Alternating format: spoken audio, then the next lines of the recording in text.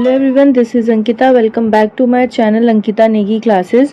सो आज की वीडियो में हम देखेंगे कि जो क्लास 9th का सिलेबस या कोर्स चेंज हुआ है उसके बारे में। तो सबसे पहले हमारे पास है साइंस में हमारे पास क्या क्या चेंजेस आए हैं। सबसे पहले अगर हम बात करें फिज़िक्स की, तो फिज़िक्स में हमारे पास पहले थे 5 चैप्टर्स, लेकिन अब हमें पढ़ने हैं सिर्फ 4 चैप्टर्स, जिसमें से हमारे पास ग्रेविटेशन जो चैप्टर है वो कम्प्लीटली हमारा डिलीट हो चुका है। सेकंड हमारा मोशन चैप्टर है, देन लॉज ऑफ मोशन, जिसके अंदर हमें इक्वेशंस जो है वो दोबारा से पढ़नी है। जो ग्राफिकल मेथड्स वगैरह थे जो 3-4 साल पहले पढ़ाए जाते थे वो अब हमें फिर से पढ़ने हैं।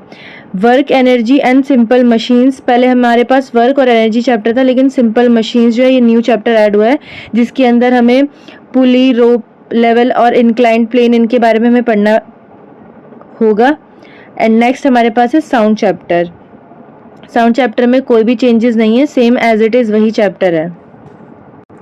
सो ये था हमारा फिजिक्स का। नेक्स्ट हमारे पास केमिस्ट्री। सो बेसिकली केमिस्ट्री में पहले हमारे पास 4 चैप्टर होते थे और अब 3 चैप्टर्स हैं हमारे पास, जिसमें से जो सबसे पहला चैप्टर हम पढ़ते थे मैटर इन आवर सराउंडिंग्स हट चुका है, वो चैप्टर नहीं आ रहा। हमारा चैप्टर स्टार्ट होगा, वो चैप्टर होगा exploring mixtures and their separations. Separation topic जो था वो भी कैंसिल हो चुका था, कट गया था, लेकिन अब दोबारा से उसको ऐड करा गया है।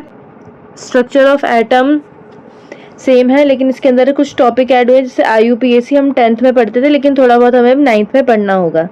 नेक्स्ट हमारे पास एटम्स एंड मॉलिक्यूल्स, इसके अंदर भी सेम एज इट इज़ ही है, लेकिन कुछ टॉपिक्स ऐड हुए हैं, वही जो हम 10th में पढ़ते थे वो चैप्टर्स अब हमारे ऐड हुए हैं, जैसे कि आयनिक और कोवेलेंट इलेक्ट्रॉन डॉट स्ट्रक्चर जो है वो टॉपिक ऐड हुआ है। नेक्स्ट अगर हम बात करें बायोलॉजी में, हमारे पास पहले 3 चैप्टर्स थे और अब हमारे पास 4 चैप्टर्स हैं, जिसमें कि improvement in food resources chapter cut चुका है।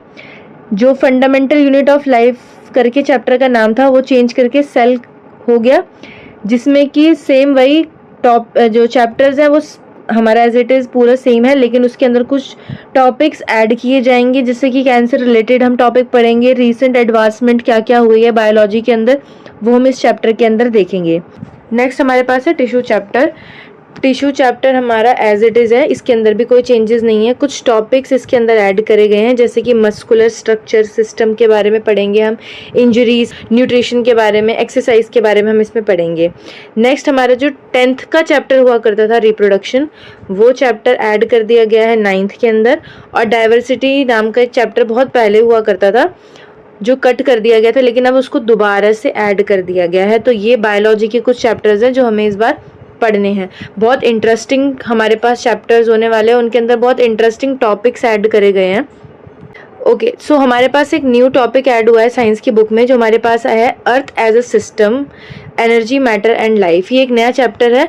ये बेसिकली एक चैप्टर हुआ करता था नेचुरल फिनोमेना करके, लेकिन उस चैप्टर्स के अंदर कुछ चेंजेस और बहुत सारी और चीज़ें ऐड करके इसको एक न्यू चैप्टर बनाया गया है, earth as a system, energy, matter and life. इसके अंदर हम इन कुछ टॉपिक्स के बारे में पढ़ेंगे, जैसे सोलर रेडिएशन, इलेक्ट्रोमैग्नेटिक स्पेक्ट्रम के बारे में, स्पीड ऑफ लाइट के बारे में, बायोजियो केमिकल साइकिल्स है, जिसके वाटर साइकिल होगी, carbon, nitrogen cycle, oxygen cycle, वो इसके अंदर हम पढ़ेंगे।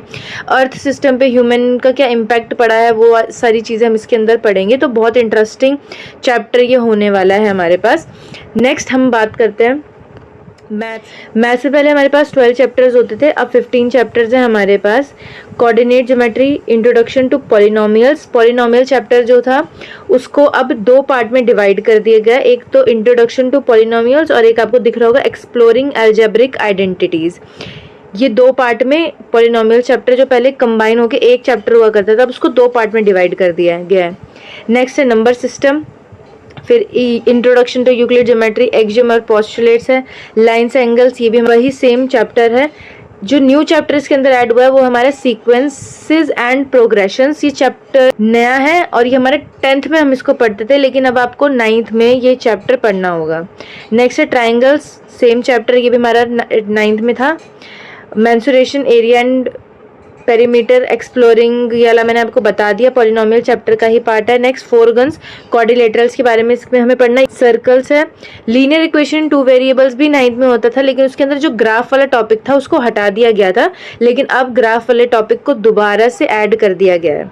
नेक्स्ट हमारे पास सरफेस एरिया एंड वॉल्यूम है, स्टैटिस्टिक्स है एंड प्रोबेबिलिटी, जो कि पहले हटा दिया गया था, उसे भी अब दोबारा से ऐड कर लिया गया है।